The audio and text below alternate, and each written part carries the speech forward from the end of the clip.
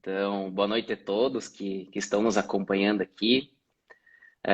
A ideia é hoje conversar sobre educação financeira, um assunto que realmente pode mudar a vida das pessoas e é um assunto que trabalha muito com mexer com o consciente para que depois disso a pessoa tenha atitudes que resultem em resultados positivos para que ela consiga atingir seus sonhos, seus objetivos. E como é um assunto muito importante, eu não tinha como falar sozinho sobre isso. Foi aí que eu convidei a Aline, que é minha colega lá no Sicredi, e ela é responsável por desenvolver todo um trabalho de educação financeira aqui na região Noroeste. Então, ela atua junto aos professores da nossa região, atua junto aos nossos associados. Então, é uma pessoa que tem muito conhecimento sobre educação financeira. Tudo bem, Aline? Tudo jóia. Nossa, fica até difícil de falar depois de uma apresentação dessas. Gente, não é nada disso, tá? A gente sim trabalha aí junto aos programas de educação da Sicredi Noroeste e um deles engloba então a educação financeira, que trabalha junto com professores em escolas, trabalha em grupos de formação, né, de associados e não associados com educação financeira. Então, muito obrigada pelo convite e vamos bater um papo aí sobre esse assunto que rende vários temas, né, para a gente conversar. Legal. E uma coisa é fato, né? As decisões financeiras que a gente faz hoje terão um grande impacto no futuro. Então, quanto antes as pessoas começarem a pensar sobre isso, antes elas vão colher os resultados, elas vão poder ter a sua liberdade financeira de maneira antecipada. Então, uma pessoa, por exemplo, que ela consegue fazer economia, sobrar dinheiro, é uma pessoa que tem uma qualidade de vida melhor, porque ela é uma pessoa mais tranquila, ela consegue realizar seus sonhos, ela tem muito mais felicidade em sua vida do que aquela pessoa que muitas vezes não consegue economizar, é uma pessoa que está correndo sempre atrás da máquina. Então, isso faz com que essa pessoa acabe ficando mais estressada, tenha uma qualidade de vida pior. E é importante a gente estar trazendo esse assunto de educação financeira, porque muitas pessoas têm um desequilíbrio financeiro. Eu ontem fui pesquisar no site do Serasa, eles fazem relatórios periódicos com relação ao perfil das pessoas, como que elas estão diante do mercado. O Serasa traz informações, é um grande banco de dados, e traz informações relacionadas a como está o comportamento dessas pessoas, como está a situação, se elas estão inadimplentes, se a maioria delas está conseguindo pagar suas contas em dias. Então, traz informações bem bacanas. Inclusive, se alguém quiser ler um pouco mais sobre o perfil das pessoas, o perfil brasileiro, ele tem um relatório bem completo. Só que eu fiquei um pouco assustado ali, né? Porque no relatório estava escrito lá que para cada 35 pessoas de cada 100 que você cruza na rua, que tem idade entre 26 e 60 anos, que seria a idade adulta, essas pessoas possuem inadimplência. Então, imagina a cada 100, 35 ter problemas financeiros. Isso é muito relevante mesmo. E a educação financeira, ela vem justamente para tentar ajudar essas pessoas que estão passando por dificuldades, também para aquelas pessoas que estão empatadas e também para aquelas que conseguem economizar, né? Porque a educação financeira é algo bem grandioso. E você, Aline, você acha que também as pessoas deveriam conversar mais sobre educação financeira? Nossa, Jean, isso que tu traz, assim, é um panorama geral do nosso Brasil, né? E quando a gente olha para o tema da educação financeira, a gente percebe que sim, os nossos brasileiros, né, as pessoas, elas vivem em uma situação, muitas vezes, de não conseguir nem suprir as despesas do mês, né? E interfere em várias questões emocionais, como tu trouxe. Então, sem dúvidas, assim, falar sobre educação financeira é um tema assim que não tem nem explicação da importância, porque a nossa vida ela gira em torno de dinheiro. Falar sobre finanças é falar sobre o resultado do nosso trabalho.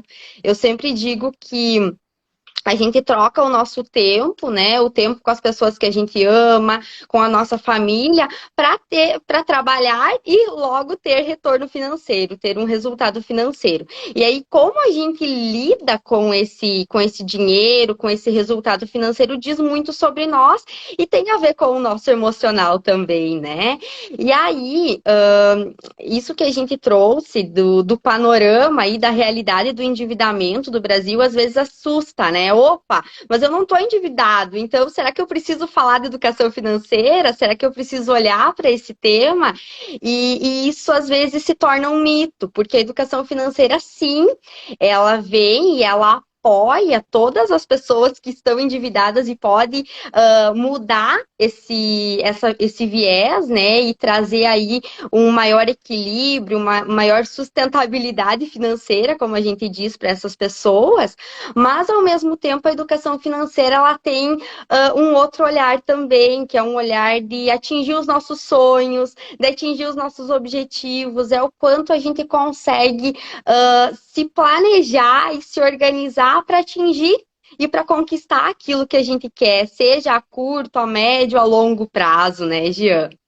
Isso mesmo. E o legal é que a gente vê que vem surgindo iniciativas com relação a práticas de educação financeira. Eu estava lendo que, inclusive, vai começar a fazer parte da grade curricular a parte de educação financeira. A gente tem a Semana Nacional de Educação Financeira. Então, assim, a gente está conversando sobre isso, então cada vez vem mais à tona algo que é tão importante para as pessoas. Mas e aí, Aline? Sobre educação financeira, como que a gente pode avançar nessa conversa? Perfeito, já isso que tu traz, assim, na BNCC, né, já é algo que o governo está estabelecendo, então, no currículo escolar, a questão da educação financeira, agora em novembro, em âmbito nacional, tem a Semana ENEF, que é a Semana Nacional de Educação Financeira, e quando a gente olha para esse tema, assim, muitas vezes a gente acha que é muito sobre controle, sobre uma gestão financeira, planilhas, cálculos, enfim. Mas a educação financeira ela vem muito antes disso. Diríamos que com um olhar comportamental, né? Porque é um olhar para como nós funcionamos em relação ao dinheiro, é um olhar de como são as nossas escolhas, o que nós escolhemos, né? Como nós escolhemos, aquilo que entra, né, no mês, como que a gente gasta, quais são as escolhas financeiras e será que a gente está se satisfazendo com essas escolhas? Não está? Então, falar sobre educação financeira é falar sobre muitas vezes hábitos e comportamentos e escolhas também, e prioridades. E Então, prioridades. são vários olhares, né, Jean? E o bacana é que existem ferramentas que nos ajudam a trabalhar a educação financeira. E uma delas é a DISOP, do Reinaldo Domingos. Então, é uma ferramenta que tem 4 pilares, que é o diagnosticar, sonhar, orçar e poupar. Então, a ideia agora também é a gente discorrer em cima de cada um desses pilares para que as pessoas que estão aqui nos acompanhando tenham já essa noção inicial sobre como fazer para começar a praticar a educação financeira. Legal. Falar sobre a DSOP é muito bacana, porque o Reinaldo Domingos aí é um estudioso de educação financeira e ele traz uma proposta um pouquinho diferente sobre o assunto. Então, ele diz que a partir desses 4 pilares, então, desses 4 tópicos, como bem você trouxe, né, Jean, a gente consegue, repassando eles, a gente consegue equilibrar de uma forma muito mais tranquila a nossa vida financeira. E o legal dele é que, assim, o foco dessa metodologia tá na priorização dos nossos sonhos. Ah, como assim, Aline? A gente vê no decorrer dela como que isso acontece. Então, o primeiro pilar é o diagnosticar, em que o Reinaldo Domingos ele diz que o primeiro passo, o primeiro ponto para a gente olhar para a nossa educação financeira é conseguir fazer um diagnóstico da nossa vida financeira, bem como o próprio nome diz. E o que seria esse diagnóstico? Vamos pensar quando a gente vai no médico, né? Ah, tô com dor do meu braço.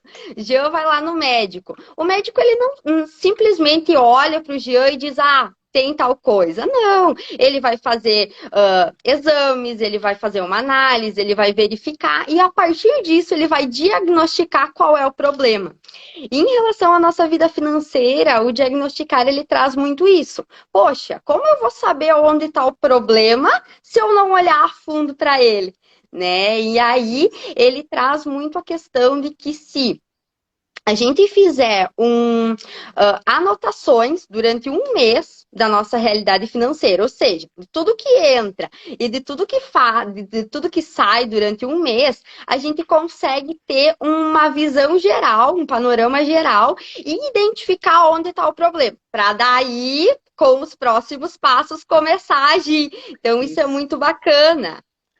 E o diagnóstico é quase como um exame mesmo, né? Porque a partir do momento que você, durante um mês, literalmente marcou tudo que você gastou, você realmente consegue analisar para onde que o teu dinheiro está indo, quais são os principais gastos, quais são os gastos fúteis. E todo esse diagnóstico é importante para a cabeça começar a se conscientizar. Então, talvez antes de fazer o diagnóstico, as pessoas enxergam a falta de dinheiro como o grande vilão. Começando a fazer o diagnóstico, você já vai mudando um pouco esse pensamento. Você já começa, quem sabe, até colocar em planilhas, colocar num caderno as suas despesas. Então, você já está evoluindo a tua consciência, você está tendo uma expansão de consciência. E, por fim, quando você efetivamente faz esse diagnóstico, assim como exame, vamos lá, começa a ter uma visão completa, onde você enxerga que talvez o importante seja mudar os teus hábitos e comportamentos para você finalmente começar a ter uma mudança significativa em relação às finanças. Perfeito. E aí eu consigo identificar aonde eu estou gastando mais, né? Ou às vezes eu imaginava que o meu maior gasto, quem sabe, era um gasto fixo lá do meu mês, ou algo que eu imagino. Mas quando eu coloco no papel, eu consigo identificar aonde estão esses gastos maiores. E aí, o legal e o ideal é a gente fazer por setores, né? Quando a gente faz esses exercícios na prática mesmo, nos cursos de educação financeira, é legal a gente conseguir estratificar. Poxa, é mercado, mas será que não dá para estratificar esse mercado? O que eu gasto no mercado? Porque o mercado hoje tu consegue comprar de tudo, né? Então tu consegue comprar desde alimentação, produto de higiene, produto de limpeza, produto para o pet, quem tem pet, carne hoje que está um valor muito caro, bebida. Então, se a gente começa a estratificar tudo, tu consegue ter uma visão mais detalhada de tudo e aonde que é gasto tudo isso, né, Gia? Perfeito. E a partir dessa visão, você começa a ter as suas ações e começar a ir para o próximo passo, que seria o passo dos sonhos, que é o grande combustível da educação financeira. Porque se tem um motivador das pessoas que realmente funciona, é o seu desejo, são os seus objetivos. Então, é importante que as primeiras pessoas sonhem para depois tentar conquistar. Então, Perfeito. E quando a gente fala em sonhar, né, a gente só acorda de manhã porque a gente tem sonhos, a gente tem objetivos, a gente tem ambições, né, e muitas vezes, quantos sonhos, às vezes falar sobre sonhos parece muito romantizado, né, mas então, quantos objetivos a gente tem lá guardadinhos que a gente acaba não olhando, que a gente acaba achando que não é possível, e a gente acaba não colocando no papel. Então, falar do pilar sonhar, eu sempre digo que precisa ter um primeiro ponto que é o registrar mesmo. É colocar no papel, é escrever sobre ele, porque quando a gente registra, a gente meio que faz uma assinatura, né? E se compromete com aquilo. Então, colocar os nossos sonhos de fato no papel. E aí, esses sonhos, eles podem ser de curto prazo, então, até um ano, podem ser de médio prazo, enfim. Aí o Reinaldo Domingos classifica de 5 a 10 anos, mais ou menos, de longo prazo. Será que a gente está olhando para os nossos sonhos de longo prazo mesmo? É, Será que a gente consegue pensar sobre isso, né? isso. E até comentando, realmente isso que o Reinaldo traz de colocar os sonhos no papel, é isso que aqui em casa realmente a gente acabou fazendo.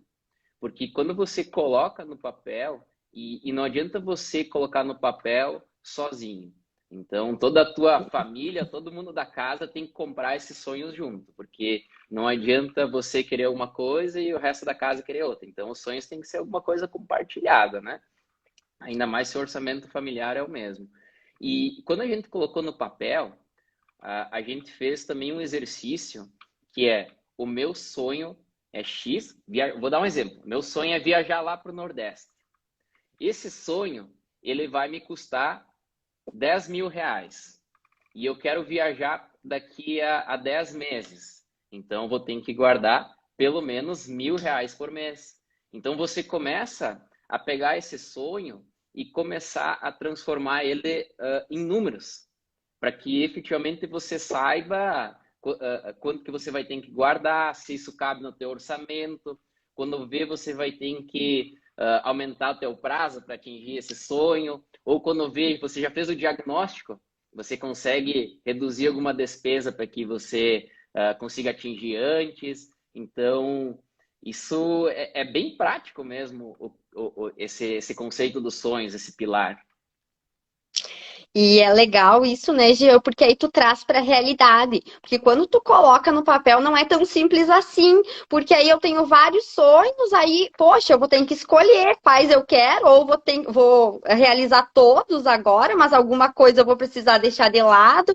E aí, justamente por isso que a gente fala que educação financeira é priorização, é escolhas, é o que eu vou priorizar, o que é importante para mim.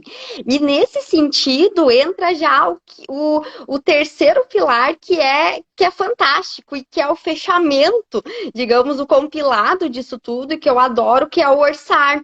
Por quê? Porque é no orçar que a gente vai conseguir colocar esses nossos sonhos em primeiro lugar. Né? E esses sonhos, em primeiro lugar, é o ponto-chave da metodologia de SOP. Por quê? O orçamento comum que a gente conhece é muito. Entrou o nosso valor, tirou todas as despesas do mês, então paguei água, paguei luz, paguei mercado, foi tudo. E aí, ou seja, é matemática, né? Ou sobrou dinheiro ou faltou dinheiro. E aí, se sobrou dinheiro, eu vou ou investir em alguma coisa que eu gosto, guardar, comprar alguma coisa legal que eu tinha vontade, enfim, eu faço alguma coisa com esse valor que sobrou. Com a metodologia de SOP, o Reinaldo Domingos ele traz uma proposta um pouquinho diferente. A gente pega aqueles nossos sonhos, então, que o Gia trouxe, né? Coloca no papel lá o sonho individual, o sonho da família, identifica quais são esses sonhos, os valores, é muito importante, né? Qual o valor desse sonho? Quanto tempo eu vou realizar isso? E coloca esses sonhos como prioridade no teu orçamento. E aí tu coloca lá em cima. Entrou o teu salário, a primeira coisa que vai sair vai ser os teus sonhos. E aí é legal que a gente consegue também, assim, fazer uma organização a partir disso. Poxa, eu tenho um sonho de curto prazo, dois de médio prazo, aí em que contas financeiras, né? Separar isso também em contas financeiras para uma maior organização.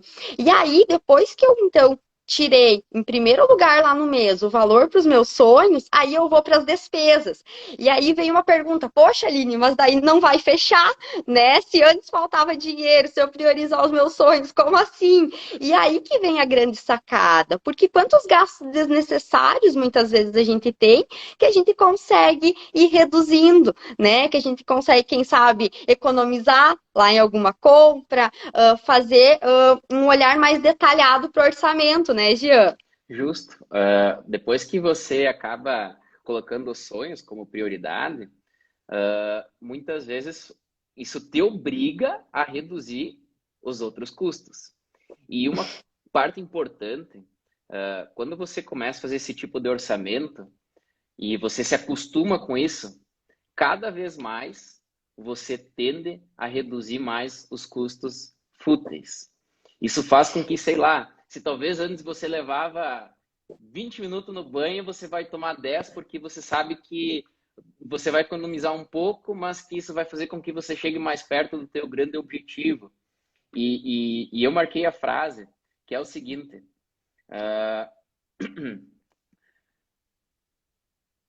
quando você se acostuma com esse tipo de orçamento, você cada vez mais reduz os seus gastos, porque o prazer de gastar é substituído por ver seus sonhos se concretizar.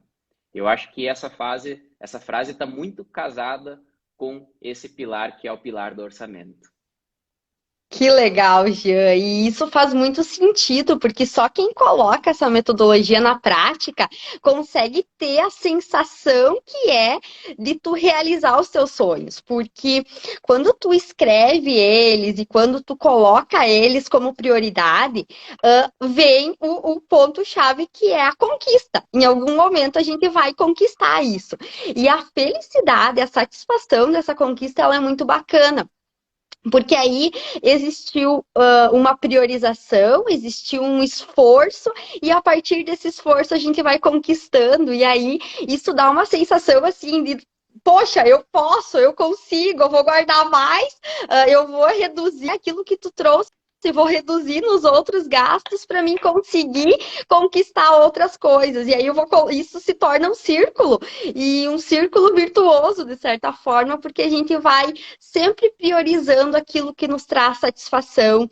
E quando a gente fala, né, de educação financeira, é muito legal isso, porque às vezes as pessoas pensam assim, nossa, mas daí eu vou precisar deixar de comprar as coisas que eu gosto, precisar deixar de comprar, quem sabe, de comer pizza todo final de semana, de tomar um chopp, sei lá, quantas vezes por semana. E não é isso, gente. Se é isso que te traz satisfação, ok. Mas é muito nesse olhar assim, o que me faz feliz? O que é bom e importante para mim, né, Jean? Então é É. muito nesse viés. E está muito relacionado a equilíbrio, né? Você efetivamente não vai deixar de fazer tudo que gosta, assim. Quem sabe você vai reduzir para atingir algo maior. Inclusive, dentro do orçamento, o autor traz essa questão de pelo menos guardar 10% de tudo que você recebe. Porque esses 10%, e depois no final do livro ele fala que até mais se você conseguir, ele é fundamental para atingir o chamado independência financeira. Porque, inclusive, ele questiona ao longo da metodologia dele, se você parasse de trabalhar hoje, por quanto tempo você iria conseguir sobreviver? Então, ele sempre fala que é importante ter esses 10% separado, e daí a gente já vai entrando no próximo pilar, né, Aline? Que esses 10% separado, ele acaba que já pertence do pilar poupar, que é um dos pilares onde ele diz que as pessoas precisam ter uma reserva de emergência, ter um dinheiro guardado, ter aqueles 10%, porque esse poupar, vamos dizer assim, é um acúmulo de valores para que você possa no futuro utilizar. Então, no primeiro momento você vai estar poupando um recurso, no segundo momento você vai estar inclusive utilizando esse recurso para gerar mais dinheiro ainda, que daí tu já vai para a parte de investir, e também esse recurso vai servir para você comprar alguma coisa, você atingir seus objetivos, você atingir seus sonhos. Legal, Jean, isso que tu traz, né, da reserva de emergência.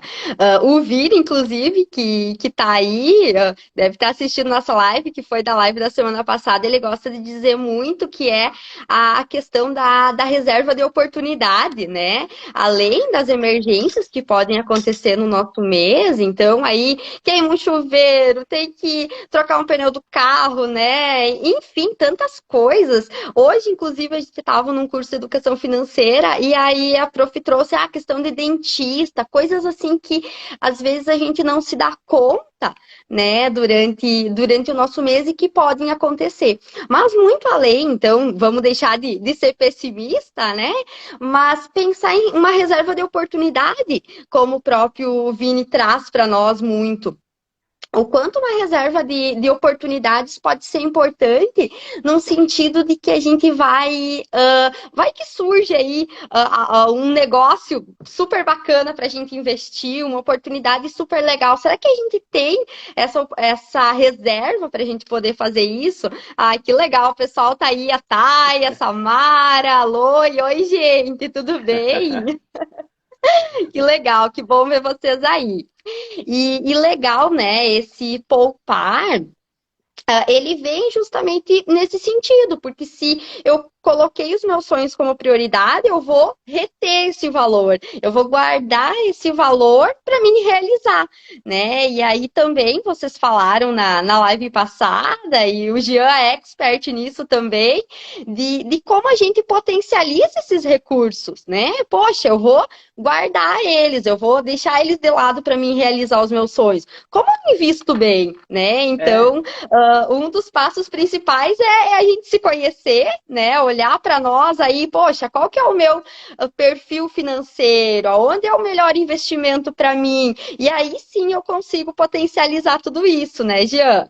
isso. E daí você pega esse dinheiro que tem poupado e começa a investir para potencializar. Então, você vai ter que casar esse investimento com a necessidade dele. Então, se você tem um sonho para daqui a 10 anos, construir uma casa, sei lá, você talvez pode investir num investimento de um tesouro direto para 10 anos, num prazo maior, talvez vai ter uma rentabilidade muito maior do que um investimento de médio e curto prazo.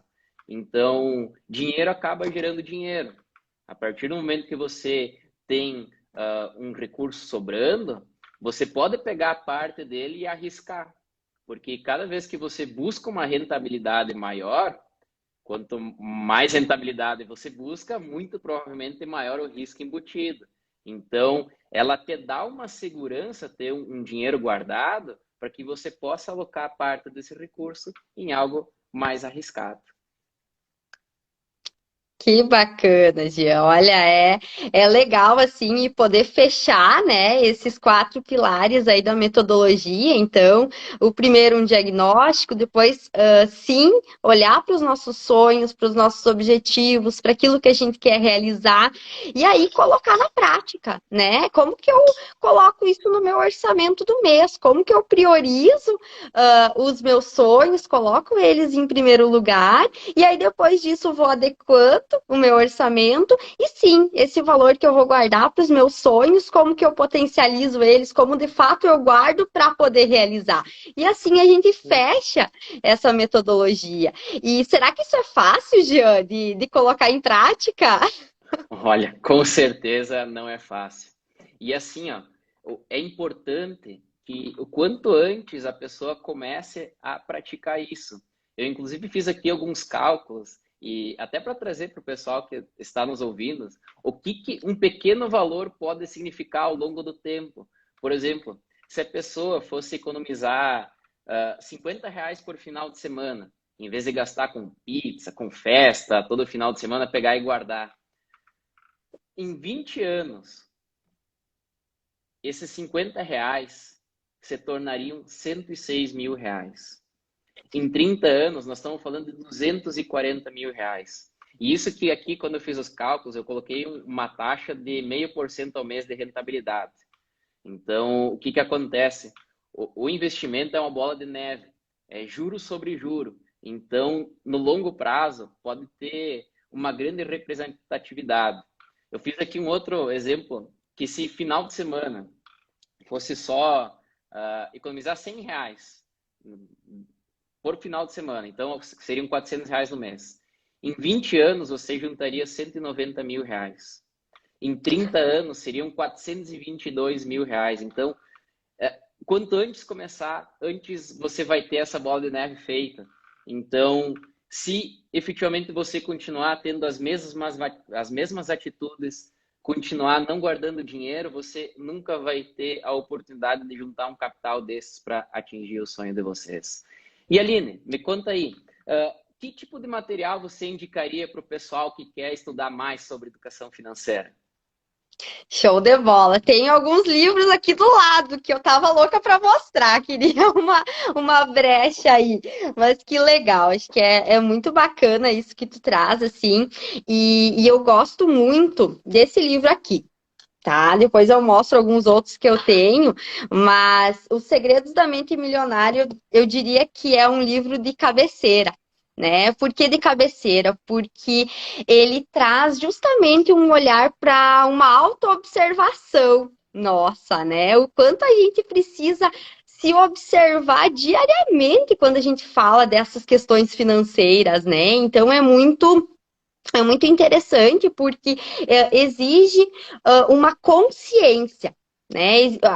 A educação financeira ela exige uma consciência financeira, ou seja, primeiro eu preciso perceber aonde estão os meus gatilhos, para depois eu começar a agir, como tudo na nossa vida, né? E esse livro dos Segredos da Mente Milionária ele traz muito um viés do nosso inconsciente, do quanto a gente traz coisas lá da nossa infância, quem sabe, coisas que os nossos pais diziam sobre dinheiro, episódios que a gente vivenciou, enxergou relacionados ao dinheiro. Quem nunca escutou, né? Nossa, porque o dinheiro é sujo, porque quem tem dinheiro não vai para o céu, e coisas que a gente vai escutando e que ficam armazenados, né, na nossa mente e ficam ali inconscientemente, muitas vezes nos moldando e em forma de crenças, estabelecendo a forma que a gente se relaciona e se comporta em relação ao dinheiro. Então, eu gosto muito desse livro porque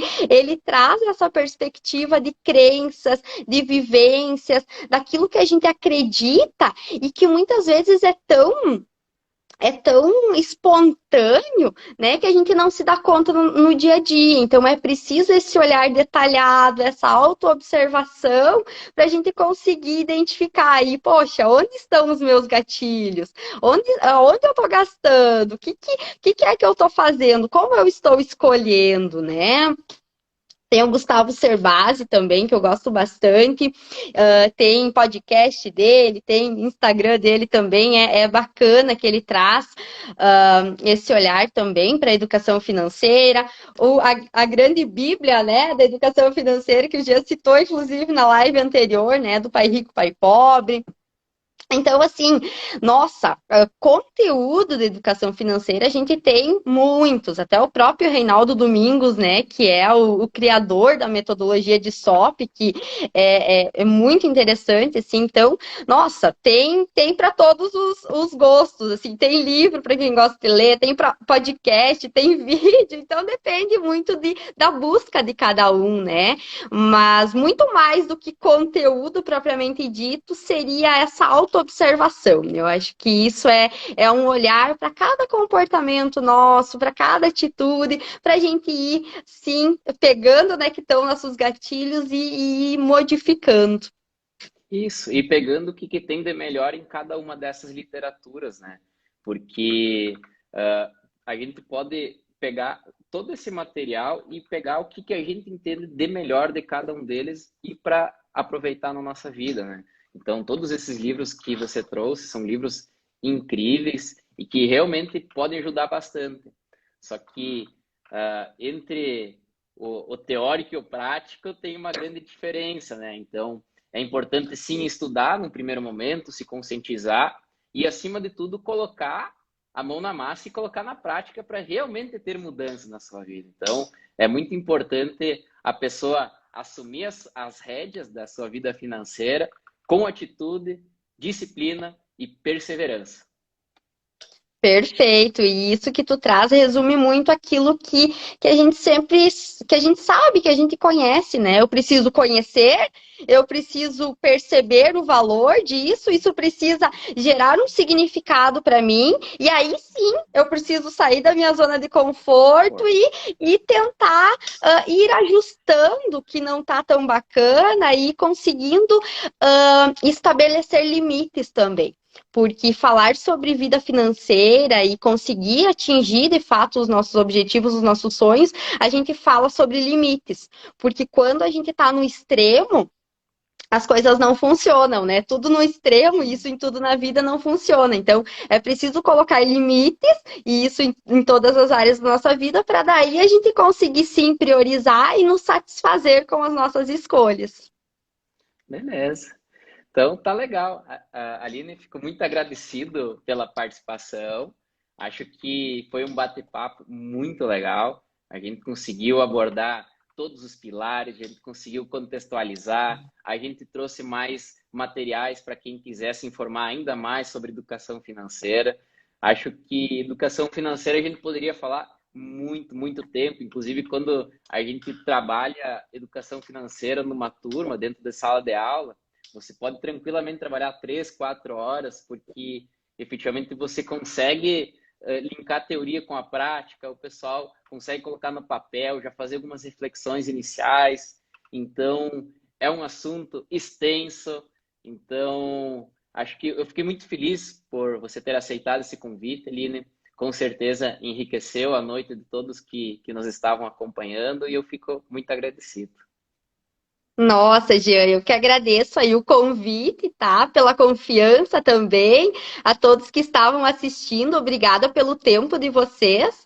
A gente sabe que o tempo é muito precioso, então a todos que disponibilizaram um tempo para falar sobre esse assunto e ouvir sobre esse assunto que é tão importante, que é a educação financeira. Muito obrigada a todos vocês. Beleza, abraço, até. Show, gente, obrigada.